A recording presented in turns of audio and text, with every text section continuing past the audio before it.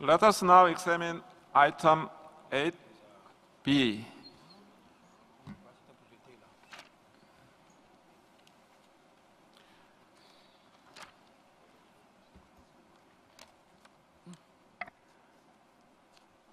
Examination of the reports of state parties on the implementation of the Convention and on the current status of elements inscribed on the representative list of the intangible cultural heritage of humanity.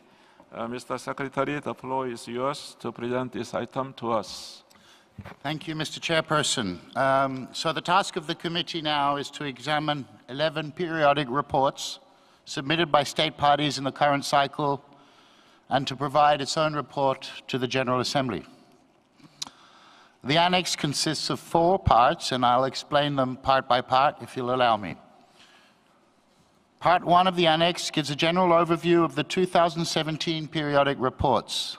The table in paragraph 5 of the annex shows a status of the 52 states that were expected to report this year. A total of 41 states are currently overdue with their reports, so 79% of reports due are overdue. This represents, nevertheless, a slight improvement to last year where we were at 84%. However, the situation is worrying since more than 25 states are 1 year overdue. Following the Secretariat's reminder letter, 4 additional reports were received from Jamaica, Mauritania, Serbia, and Uganda after the deadline of 15th of December 2016, so they will be examined by the committee next year. The low rate of submission is a persisting problem, and the committee 2 years ago decided for the first time ever to encourage state parties to fulfill their reporting requirements before submitting new nominations and reiterated its encouragement last year. Part 2 of the annex gives an overview on the main topics covered by the 11 reports submitted for this cycle. They are about institutional framework, inventory making, safeguarding measures undertaken at the national level, as well as cooperation at bilateral, sub-regional, regional, and international levels. The Secretariat has issued a revised version of this working document to reflect the, I'd like to just bring to your attention that you have a revised version of this working document to reflect the official name of the former Yugoslav Republic of Macedonia. In Part 3 of the annex, the Secretariat has provided an in-depth and cumulative analysis. For this cycle, the focus was on measures taken by states parties to build and strengthen capacities in their territories for the safeguarding of intangible cultural heritage. The analysis covers all the reports submitted from 2011 onwards, and several aspects are highlighted in this analysis, such as the lack of human resources in many state parties for implementing safeguarding measures, as well as the training provided in ICH management at the institutional and community levels. The cumulative focus proposed for the 2018 cycle is on the measures taken by states parties to raise awareness of the importance of intangible cultural heritage. Part 4 of the annex gives abstracts for each of the 11 reports received, and they will be made available on the website of the Convention, with those prepared for reports examined by the committee between 2011 and 2016. Before closing my remarks, I would like to bring to the attention of the committee that the open-ended Intergovernmental Working Group meeting held in Chengdu in June last discussed the role of periodic reports in the overall results framework of for the Convention and how to improve the existing reporting system. We will come back to these issues later under items 9 and 10. The draft decision proposed by the Secretariat to the attention of the committee emphasizes some general trends and addresses several topics raised in the annex. Thank you, Mr. Chairperson. Thank you, Mr. Tinkotis. I am aware that some of the states that submitted a report in this cycle would like to intervene to share with us their experiences in preparing it and the challenges and opportunities encountered while implementing the 2003 Convention at the national level. May I therefore give the floor to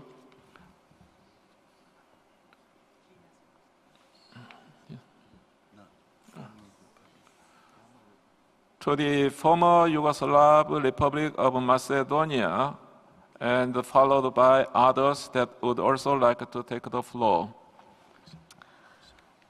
Thank you, Mr. Chairman. Dear President and members of the committee, dear representatives of the ICH Secretariat, dear participants, the general policies of the Republic of Macedonia in relation to the intangible cultural heritage have been developed with rapid progression after the ratification of the Convention for the Safeguarding of the Intangible Cultural Heritage in 2006 and the Convention on the Protection and Promotion of the Diversity of Cultural Expression. With their ratification, the Macedonian legislation has been enriched with two important legal instruments which greatly not only raised the awareness of this type of cultural heritage that until 2007 was overshadowed by the immovable and movable cultural heritage, but also accelerated the whole process and development of the system of safeguarding of the ICH. The policymakers in the Republic of Macedonia have intensively worked from 2004 to 2011 and even today to harmonize the legal acts that directly or indirectly touch the intangible cultural heritage. They worked on more than 4 strategies that originate from our country, 11 laws and several dozen of bylaws. Macedonia has inscribed 2 elements on the ICH representative list, Feast of the Holy 40 Martyrs in 2013, Kopachkata as a social dance from the village of Dramce in 2014, and one on the safeguarding urgent list, Glasovečko in Dolni Polog in 2015. Our state participated in preparation and submission of the multinational nomination file of cultural practice associated to the 1st of March with Romania, Bulgaria and Moldova, as well as in the preparation and submission of the joint nomination file Spring Celebration Hitherless with the Republic of Turkey. The National Register of Cultural Heritage has so far registered 88 intangible properties. The institutional framework in the system of protection is arranged in a hierarchy in which the Cultural Heritage Protection Office is the lead administrative organization responsible for adopting and implementing policies to protect the cultural heritage, including the intangible one. From the line of scientific institutions, the Ministry of Culture so far has authorized the 4 scholarly institutes and 1 national museum to be authorized entity for safeguarding of ICH. Besides states institutions, there are also 6 organizations from the NGOs which are actively involved. One of them is the International Council for Traditional Music, ICTM, internationally well-known expert organization which is informal consultative relations with Unesco. The Ministry of Culture supports multiple programs for the popularization and informal transmission of knowledge about the ICH through forums for support of NGOs and civil associations, as well as through financing of workshops, seminars, and summer schools. Recognizing the fact that fostering of intangible cultural heritage is part of the wider social and political context in one country, we can be satisfied that the Republic of Macedonia, for a period of 10 years from the ratification and implementation of the Convention, has made significant progress in terms of creation, development, and promotion of the system of safeguarding of ICH. Thank you for your attention. Thank you, the former Yugoslav Republic of Macedonia, and on my list, Mauritius, Panama, Japan, Denmark. Now I give the floor to Mauritius. Okay. Mr. Chairman, on behalf of the Minister of Arts and Culture of the Republic of Mauritius, I would like to express our gratitude to the people and government of South Korea for the excellent and warm welcome given to us. I commend your chairmanship and wish to assure you of our full support. I would also want to congratulate the Secretariat for the quality of its work, despite the difficult financial situation it is facing in carrying out its growing workload. The Republic of Mauritius shares the Secretariat's concerns in searching for creative and lasting solutions to increase the ICH fund and welcome wholeheartedly the ratification of the convention by new member states. The Republic of Mauritius is a signatory to the UNESCO 2003 Convention for Safeguarding of Intangible Cultural Heritage since 2004. In 2015, we became a member of the Intergovernmental Committee for the Safeguarding of Intangible Cultural Heritage and have had the honor to serve the member states in this capacity. In order to fulfill its mandate as a state party to the convention, the government of Mauritius set up the National Heritage Fund, the national repository of ICH. Since then, we have carried out documentation of ICH as part of our obligation in Mauritius, resulting in a national inventory that we continue to update on a regular basis as per the Intergovernmental Committee decisions. I want to state that all the activities carried out under this convention, such as workshops and community consultations, are organized in close consultation and partnership with the civil society and are geared towards the safeguard and promotion of our intangible cultural heritage. It is important to note that in the past 2 years, the Republic of Mauritius has succeeded in inscribing 2 elements in the representative list, namely Segachipik and the Bhojpuri Git Gawai. The National Heritage Fund, and the purview of the Minister of Arts and Culture, led that nomination dossier. Furthermore, in March 2016, Mauritius submitted the nomination file of the Sega Tambour of Rodrigues, which will be examined in this session of the Intergovernmental Committee, and we look forward for its inscription during this session of the ICH Committee. Mr. Chairman, as per the requirements that every state party to the convention submit a periodic report of intangible heritage in its territory every 6 years, I'm glad to say that the Republic of Mauritius has met this obligation and submitted its second periodic report for the period 2010-2016 on time and according to the requirements. The preparation of the report has been a fruitful experience, allowing for better connections between the various stakeholders involved in the safeguard of intangible cultural heritage. As a country with diversity in social and cultural history and traditions, Mauritius has real treasures that require regular documentation, updating, and safeguarding. The preparation of the report allowed us to identify challenges in the national inventory and to reflect on its improvements to better safeguard our heritage. The National Heritage Fund is currently updating the national inventory with full participation of the communities and individuals concerned. Further safeguarding of our heritage is being ensured through close and efficient partnership between cultural centers, universities and schools, local communities, professional associations, and bearers of the elements. From our own experience, we would like to encourage all state parties to submit periodic reports on time. We further strongly suggest that the global capacity building program should emphasize this issue, taking into account the respective needs of the state parties concerned. We are ready to share our experience in the preparation of the periodic report with the state parties. It's not a difficult task. You just need the passion to do the right thing for the perennity of our intangible cultural heritage.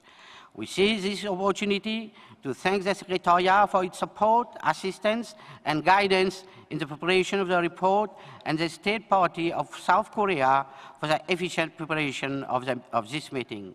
I thank you, Mr. Chairman. Thank you so much, Mauritius. And now I invite Panama to take the floor. Thank you, Mr. Chair. It is an honor for Panama to be able to share our experience throughout both the periodic report and the challenges and opportunities during the application of the 2003 Convention.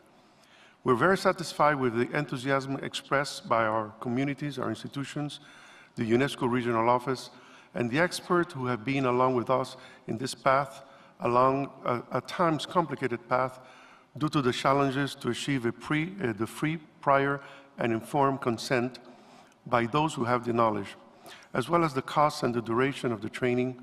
But on the other hand, the path is amazingly rich in value by adding the appreciation of our cultural diversity, both locally and internationally.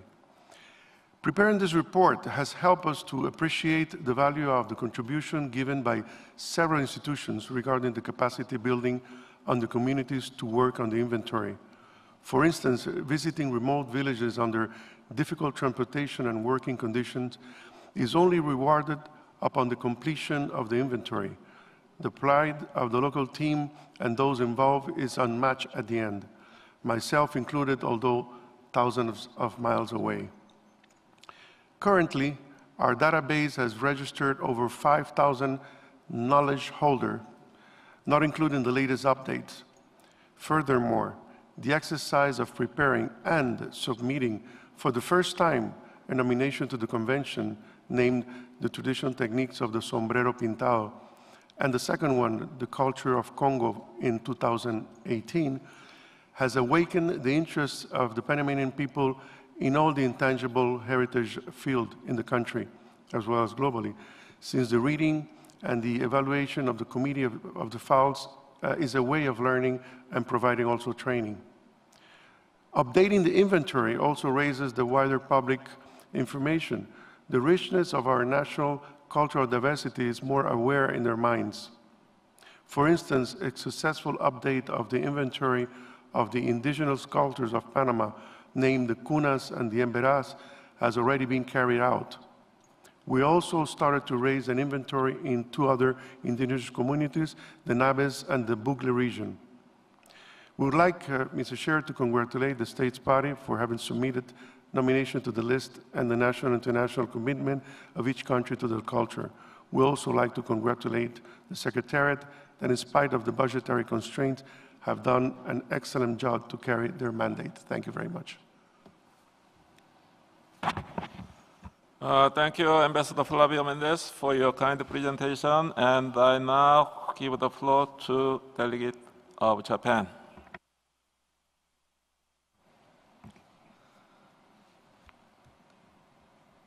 We'd like to thank the Chair for this opportunity to speak.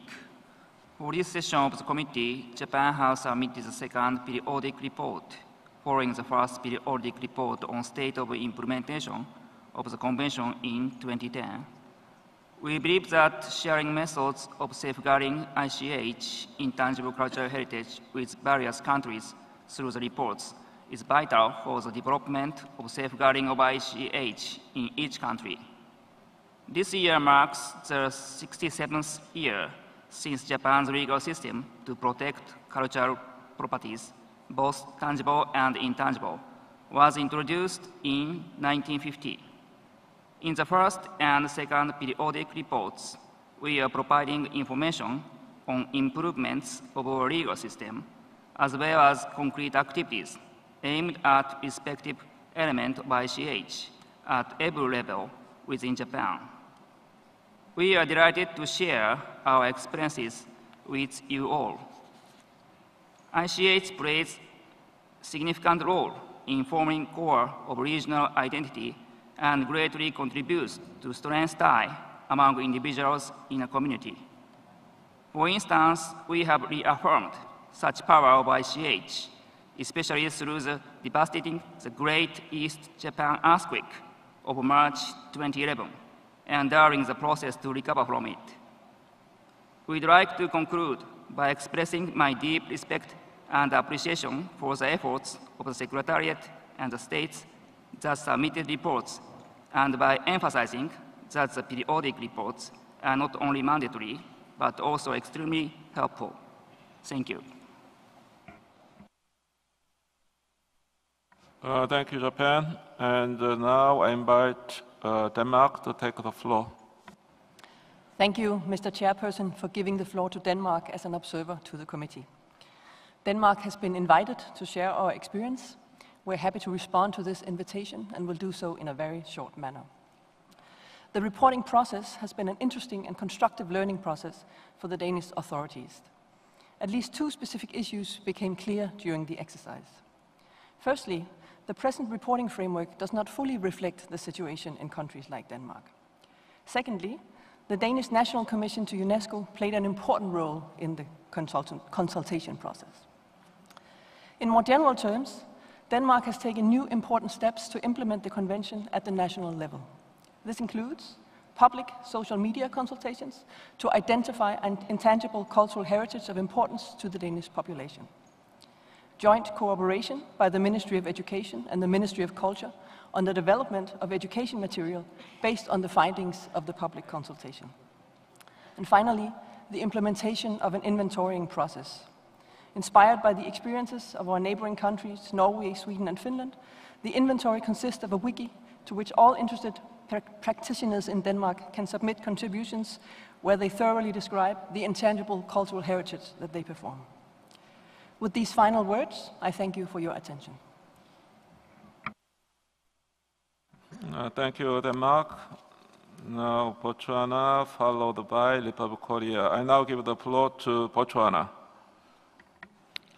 Thank you, Mr. Chairperson, for giving Botswana an opportunity to give an overview of the implementation or the preparation for the report. Since Botswana is taking the floor for the first time, would like to congratulate the Republic of Korea for hosting this event and the warm welcome that they have given us. We would like to commend you, Mr. Chairperson, for the excellent preparations you have made for this session. Botswana would like to thank the committee for giving us an opportunity to give the report on the implementation of the convention since its ratification in 2010. Botswana submitted two periodic reports. That is the report on the current status of the element listed under the Agent Safeguarding List, and the report on the implementation of the convention, which were done at the same time. And this was a mammoth task. This gave us an opportunity to reflect on aspects relating to the implementation of the convention since its ratification, such issues as inventory making. To date, we have 461 elements that have been documented. We also looked at the safeguarding measures and the importance of working together in terms of the implementation of the convention.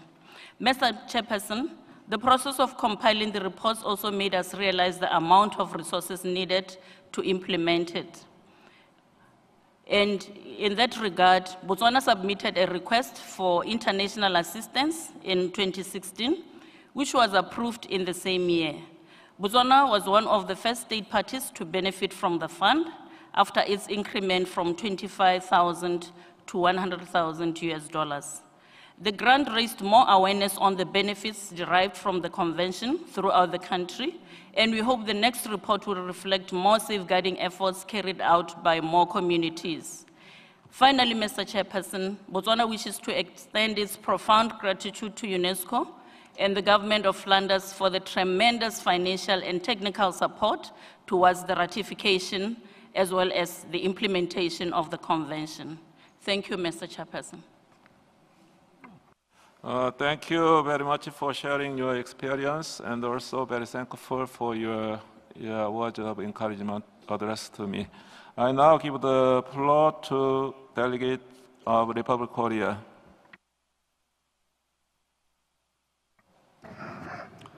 Thank you, Mr. Chairperson. We would like to appreciate Secretariat's effort in examining state parties' periodic reports and sharing overview and summaries of each report, and welcome state parties who submit the report timely. Submitting the periodic report is an obligation to the state parties to the convention, as well as an effective tool of sharing best practice of safeguarding the intangible cultural heritage. A slight improvement in the submission of the periodic report has shown in this year. However, we are concerned that some reports are still overdue, as explained by the Secretariat. To encourage the submission of the periodic report, the Secretariat provides a document, additional guidance for complementing form for state party in the submission of their periodic report. And we expect our voluntary supplementary contribution for improving the periodic reporting mechanism may encourage the state party to fulfill their reporting duty. We also would like to inform you that the Cultural Heritage Administration, responsible for safeguarding and transmitting Korean intangible cultural heritage, will distribute English booklet on the Act on the Safeguarding the Promotion the Intangible Cultural Heritage. For your further understanding on the institutional management and inventorying system on Korean intangible cultural heritage, please come to the exhibition area of Korean handicraft organized by the National Intangible Cultural Heritage Center. Thank you. Thank you, Republic of Korea. And on my list, Turkey, followed by Ethiopia. Yeah, I now give the floor to Turkey first. Thank you, Mr. Chairman. We would like to commend the Secretariat for all their efforts for encouraging, supporting, and inviting states parties to submit their periodic reports through the dedicated webpage, reminder letters, and the guidance documents. We would also like to welcome those states parties who have shared their reports on time and thank especially those states parties who have shared their experience with us today. Turkey has also been among those states parties who have submitted periodic reports on time. The reporting process in Turkey involves all relevant stakeholders, including institutions, communities, and NGOs. As was the case in the last year, from this year's report of the Secretariat, we unfortunately have witnessed that the periodic reporting mechanism of the Convention is not functioning properly. Due to all these efforts, 79% of the reports that were expected for this cycle are late. There seems to be a slight improvement compared to last year. However, this is about to become a chronic problem of the Convention. This challenge limits the committee's ability to monitor the implementation of the Convention and to assess its impact. The committee has been raising its concerns on this matter for some time now and has been continuously encouraging states parties to fulfill their basic obligations. However, this seems not to affect the situation in a positive way either. We believe that states parties should voluntarily refrain from applying to the lists before fulfilling their basic obligation of reporting. Reporting mechanism should be seen not just as an obligation, but as an opportunity to better understand the status of ICH within the country. Having said this, it is the responsibility of the committee to address this issue. It is time to identify the major causes of the delays so that we can develop appropriate measures to remedy the situation. Within this framework, we will have some questions to the Secretariat. Do we know why states parties are unable to send their reports on time? Is it about the lack of capacity in preparation, or is it the lack of clarity in the report format, or is it about the complexity of the report?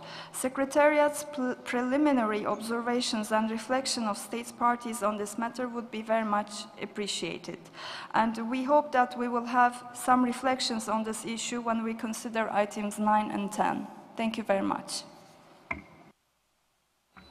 Thank you, Turkey. And now I would like to invite Ethiopia to take the floor. Okay. Thank you, Mr. Chairperson. Ethiopia would like to express its sincere appreciation for those state parties who submitted their periodic report on time. As we see, the periodic reports indicate that there has been a genuine mobilization to exploit all the opportunities provided by the Convention. The reports also provide us lessons as to what affect the implementation of the 2003 Convention, such as shortage of finance and lack of trained human power, etc.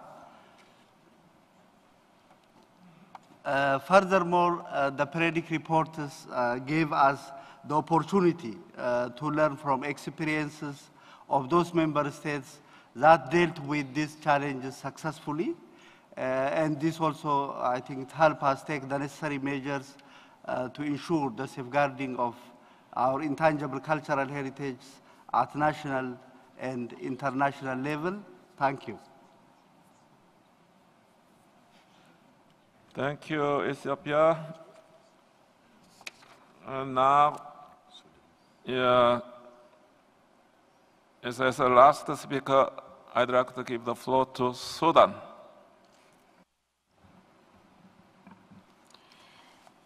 Merci, Monsieur le Président, pour me donner la parole et permettez-moi de joindre ma voix à ceux qui ont pris la parole pour apprécier le travail qui a été fait par la République de Corée pour accueillir les réunions de ce comité. Bon, au nom du Soudan, je voudrais extendre mes remerciements au secrétariat du comité du PCI pour le travail distingué qu'ils ont fait ou effectué en faveur des États membres. Et d'ici, je voudrais souligner l'aide qui a été déployée pour le Soudan pour établir sa liste provisoire du patrimoine immatériel dans la région de Kordofan du Sud et de Nil Bleu. Mais à cause d'empêchements, entre autres logistiques, le Soudan n'a pas pu soumettre son rapport périodique au secrétariat. Mais avec la suivi de la Commission nationale, le Soudan promet de l'envoyer dans un meilleur délai. Merci, Monsieur le Président.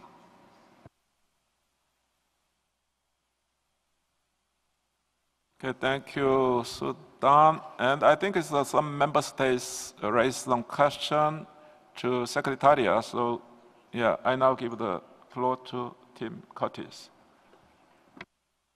Thank you. Thank you, Mr. Chairperson. Before addressing, I don't know if I'll be replying to the question from Turkey, I'd also like to point out that we've received, we've received two reports just recently for the 2018 cycle. The first from Bangladesh, which was overdue, but we have now received, and the second from Turkmenistan, which is on time. The question from the delegate of Turkey was to try to give some reflections on why states are not submitting the periodic reports.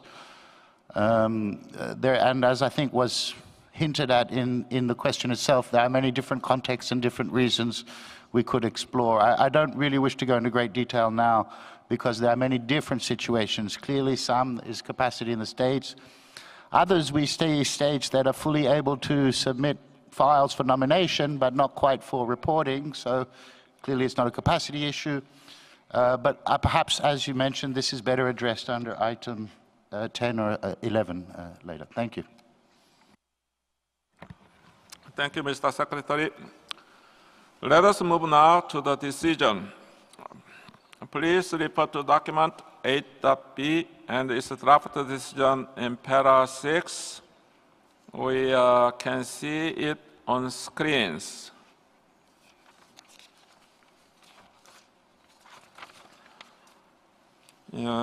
As there's no proposed amendment to the draft decision, I'd like to adopt the decision as a whole. Oh, Turkey. Sorry, Mr. Chair, thank you. We will have a very minor amendment to the paragraph 2. Before decision 11.9a, we would also like to insert decisions and make it decisions 9.com.6.a to at least point out that this is a recurring issue to the previous committee decision as well, which emphasized the importance of periodic reporting in order to point out to this recurring issue. Thank you.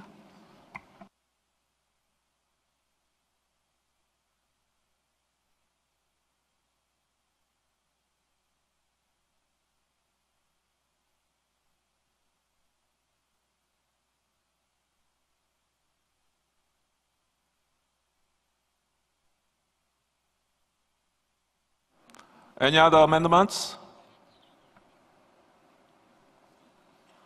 Okay, we received the proposed amendment from the delegation of Turkey regarding para 2.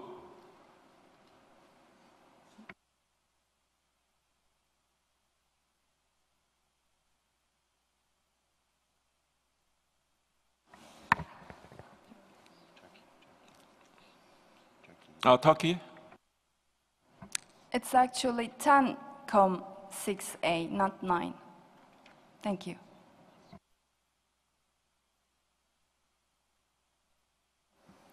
Can I now invite the reaction from the Secretariat? No problem. Okay, thank you.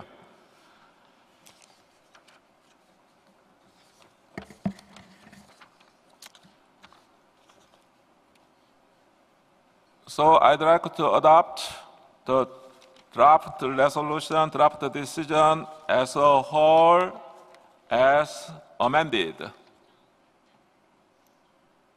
The para 2 amended with the amendment proposed by Turkey. Are there any objections? I see none. I therefore declare decision 12.com 8.b adopted as amended.